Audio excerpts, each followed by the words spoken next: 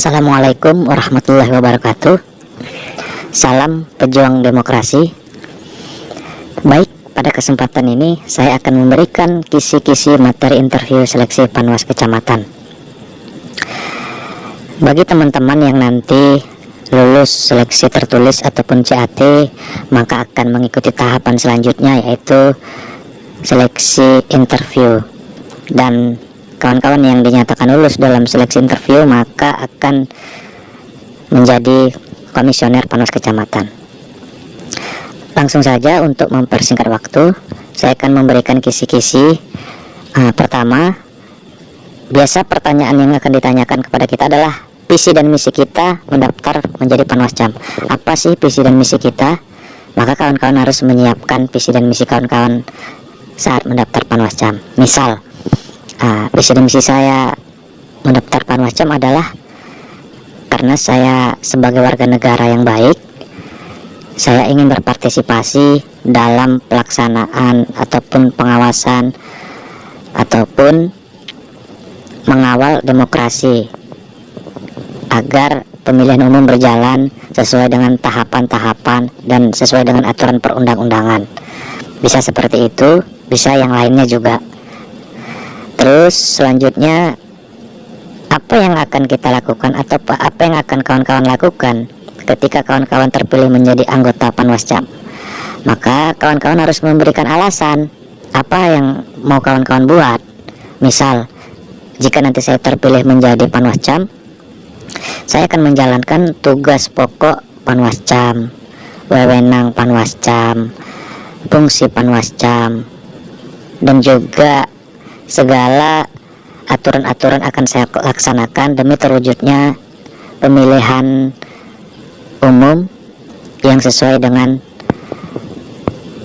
aturan perundang-undangan, ataupun saya ingin melakukan pengawalan terhadap demokrasi. Bisa seperti itu, atau bisa juga kawan-kawan berikan alasan yang lain. Selanjutnya, selain visi misi, pertanyaan yang ditanyakan adalah seputar kepemiluan. Misal, kapan pemilu pertama dilaksanakan? Maka kawan-kawan harus mengetahui kapan pemilu pertama. Nah, di sini saya berikan jawabannya. Pemilu pertama dilaksanakan pada tahun 1955. Selanjutnya, kapan pengawas pemilu pertama dibentuk? Nah, jawabannya itu pada tahun 1982 dengan nama Panitia Pengawas Pelaksanaan Pemilu atau Panwaslak Pemilu. Nah, biasanya berdasarkan dari pengalaman ditanyakan juga tuh sejarah terbentuknya pengawas pemilu, kapan pemilu terakhir, apa yang menjadi syarat pemilih. Nah, di sini saya bantu untuk memberikan jawaban sejarah terbentuknya pengawas pemilu, yaitu berawal dari krisis kepercayaan terhadap pelaksanaan pemilu yang dinilai penuh dengan kecurangan, sehingga terbentuklah pengawas pelaksana pemilu. Nah, kawan-kawan juga bisa memodifikasi jawaban sesuai dengan keinginan kawan-kawan. Bisa kawan-kawan cari di Google ataupun kawan-kawan cari di buku sejarah. Nah, kapan pemilu terakhir? Jelas-jelas sama-sama kita ketahui pemilu terakhir itu pada tahun 2019. Selanjutnya, apa yang menjadi syarat pemilih? Pertama itu sudah terdaftar di daftar pemilih tetap ataupun DPT, sudah memiliki EKTP, berumur 17 tahun dan atau sudah menikah, tidak sedang dicabut hak pilihnya, tidak sedang memiliki gangguan jiwa, tidak sedang menjadi anggota TNI dan Polri. Nah, biasanya pertanyaan di seputar pemiluan itu ya seperti ini. Sejarah pemilu, pertama kali pemilu kapan, pemilu terakhir kapan, syarat menjadi pemilih itu apa, seperti itu. Nah, selanjutnya, selain pertanyaan seputar pemilu, masih ada pertanyaan yang lain, yaitu selanjutnya pertanyaan yang diajukan biasanya seputar tentang undang-undang. Misal, bagaimana hierarki perundang-undangan, undang-undang yang mengatur pemilu, terus peraturan yang dipakai penyelenggara pemilu selain undang-undang pemilu, peraturan yang digunakan penyelenggara pelaksana pemilu selain undang-undang pemilu. Nah, saya akan beritahu bagaimana hierarki perundang-undangan Undang-Undang Dasar tahun 1945. Pertama itu ketetapan MPR, selanjutnya undang-undang atau peraturan pemerintah pengganti undang-undang atau Perpu, selanjutnya peraturan pemerintah, selanjutnya peraturan presiden, peraturan pemerintah daerah provinsi, dan peraturan daerah kabupaten. Nah, itu yang harus kawan-kawan hafal mati tentang hierarki Undang-Undang Dasar tahun 1945. Terus undang-undang yang mengatur tentang pemilu, undang-undang berapa?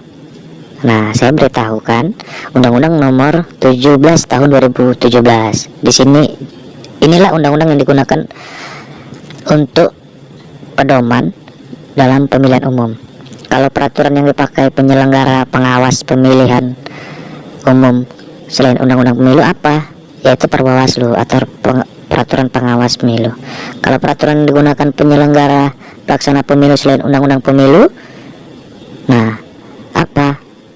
PKPU, peraturan KPU. Nah, saya sedikit tambahkan, penyelenggara pengawas pemilu itu adalah Bawaslu, sementara penyelenggara pelaksana pemilu itu adalah KPU.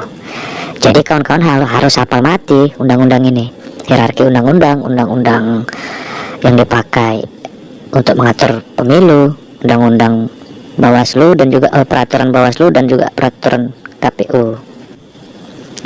Selanjutnya, selain pertanyaan tentang undang-undang dan kepemiluan, ada juga nanti pertanyaan tentang muatan lokal. Ini harus benar-benar teman-teman kuasai, karena menunjukkan bahwasanya teman-teman itu menguasai wilayah tempat teman-teman bekerja. Seperti berapa jumlah komisioner Bawaslu RI, berapa jumlah komisioner Bawaslu provinsi di tempat teman-teman, berapa jumlah komisioner Bawaslu kota dan kabupaten di tempat teman-teman mendaftar, siapa nama ketua dan anggota Bawaslu RI, siapa nama ketua dan anggota Bawaslu provinsi di tempat teman-teman, siapa nama ketua dan anggota Bawaslu kota ataupun kabupaten di tempat kabupaten teman-teman mendaftar.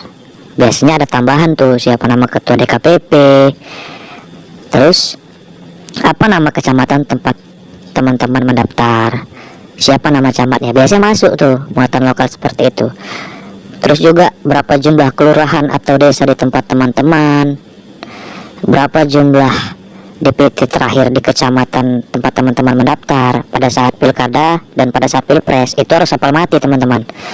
Berapa jumlah TPS terakhir di kecamatan tersebut, di kecamatan tempat teman-teman mendaftar pada saat pilkada dan pilpres, itu harus hafal mati. Kenapa? Karena untuk menunjukkan bahwasanya teman-teman menguasai medan tempat teman-teman mendaftar Panwascam. Selanjutnya, teman-teman harus mengetahui manakah batas-batas kecamatan tersebut, berbatasan dengan kecamatan apa saja. Misalnya kecamatan teman-teman, kecamatan A berbatasan dengan kecamatan apa saja, kecamatan B, kecamatan C, kecamatan D, dan kecamatan E. Itu harus teman-teman kuasai, harus teman-teman bisa menjelaskan dan menjabarkan, sehingga komisioner akan yakin bahwa teman-teman itu menguasai medan tempat nanti teman-teman bekerja. Berdasarkan dari pengalaman saya saat saya mendaftar Panwas kecamatan, pertanyaan seperti itu yang dipertanyakan kepada saya. Seperti itu teman-teman. Mungkin hanya itu kisi-kisi interview yang bisa saya berikan kepada teman-teman. Saya ucapkan terima kasih sudah mau menonton. Saya ucapkan semoga sukses. Salam pengawas demokrasi. Wassalamualaikum warahmatullahi wabarakatuh.